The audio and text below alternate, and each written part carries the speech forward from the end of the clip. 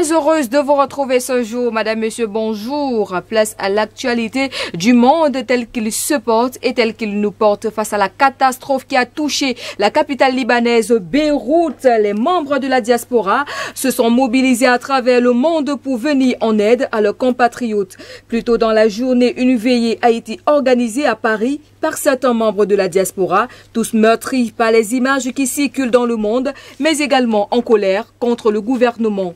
Pour certains, cette catastrophe n'est pas naturelle, c'est la faute du gouvernement qui ne fait pas son travail.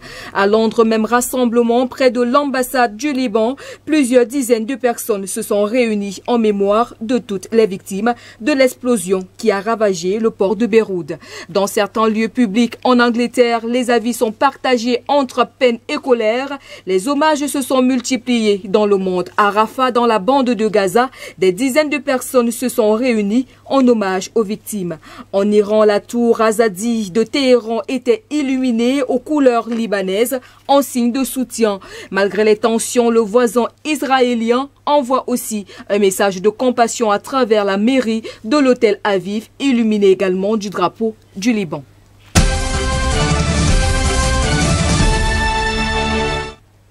Et puis, un mois après des tensions anti-gouvernementales en Bulgarie, deux affrontements ont éclaté lors d'une réunion du parti de centre-droite, alors que le premier ministre Boyko Borisov tentait d'apaiser les tensions en proposant de se retirer. Cet appel n'a cependant pas été entendu par le détachement de sécurité anonyme de la Réunion, car des chahuteurs ont été chassés et battus. Je suis prête à partir à tout moment, je ne veux pas qu'il y ait de tensions à cause de moi. Nous défendons l'unité de la nation, quel qu'en soit le prix, parce que des temps difficiles nous attendent et je ne dis pas cela uniquement pour faire peur à la population, a déclaré le Premier ministre. Mais pour les manifestants, ce n'est pas suffisant. Ils veulent une démission complète de l'ensemble du gouvernement et la tenue d'élections rapides. D'ici là, ils continueront à bloquer les routes principales de la capitale et du pays tout entier. Ces blocages font partie d'une nouvelle stratégie de protestation.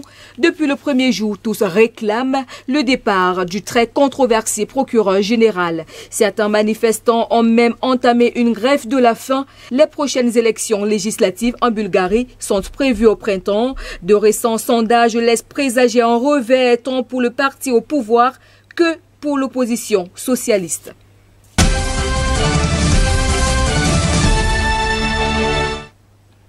Lors d'une audience tenue à huis clos mardi, la Cour suprême a décrété l'arrestation et l'assignation à résidence du sénateur Alvaro Urubé. Il est soupçonné d'avoir tenté de soudoyer des témoins contre un opposant politique. Les partisans du gouvernement ont farouchement critiqué cette décision, qualifiant d'injustice le fait que l'ancien président soit arrêté alors que les ex-chefs des forces armées révolutionnaires colombiennes comparaissent libres devant la juridiction de paix issue de l'accord de 2016. Alvaro Urubé, entendu le 9 octobre 2019 par les magistrats, fait l'objet d'une enquête pour manipulation de témoins en sa qualité de sénateur, affaire qui pourrait lui valoir jusqu'à 8 ans de prison pour subornation et fraude procédurale. L'ancien président, qui bénéficie encore d'un certain soutien populaire pour sa politique de main de fer contre les guérillas de gauche, avait porté plainte en 2012 contre le sénateur Ivan Cepeda pour un complot présumé en s'appuyant sur des faux témoins. Outre cette affaire, Urubé est visé par d'autres enquêtes pour des crimes présumés liés au long et complexe conflit armé qui mine la Colombie depuis près de 6 décennies.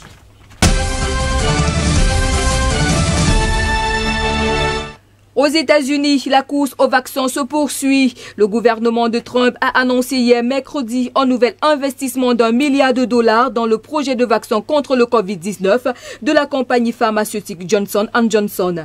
Le groupe avait déjà reçu fin mars $456 millions. Le nouveau milliard financera un projet de démonstration de fabrication à grande échelle de son vaccin expérimental avec la livraison promise de 100 millions de doses si le vaccin prouve son efficacité efficacité. Selon le docteur Antonio Fauci, l'immunologue qui conseille la Maison-Blanche, la livraison des premières doses pourrait avoir lieu en début 2021. Le médecin espère recruter 30 000 participants d'ici 3 mois, dont la moitié recevront un placebo. Au total, l'État américain a investi plus de 9 milliards de dollars dans la recherche d'un vaccin. Les contrats d'approvisionnement signés au moins avec 100 groupes pharmaceutiques prévoient la livraison de 700 millions de doses. De son côté, l'Organisation mondiale de la santé reste très prudente. Son directeur général l'a d'ailleurs rassuré, il n'y a pas une solution miracle et rien ne garantit qu'un vaccin efficace sera trouvé.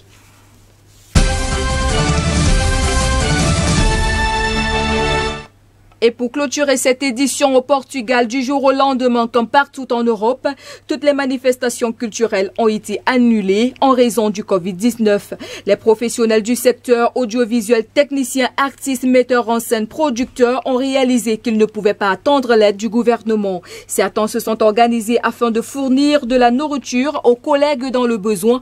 Ce mouvement spontané a été baptisé Union de l'audiovisuel. Le ministre de la Culture a répondu aux critiques émises par les professionnels du secteur, proposant 3 mesures d'aide à mettre en place. La première prévoit plus de 30 millions d'euros pour soutenir directement les artistes, les techniciens et autres professionnels. Ainsi va la vie, ainsi va le monde de ce jour. Madame, Monsieur, merci de votre aimable attention sur les antennes de GBS Télévision. Nos programmes se poursuivent. On se retrouve demain lorsqu'il sera 15h. Au revoir.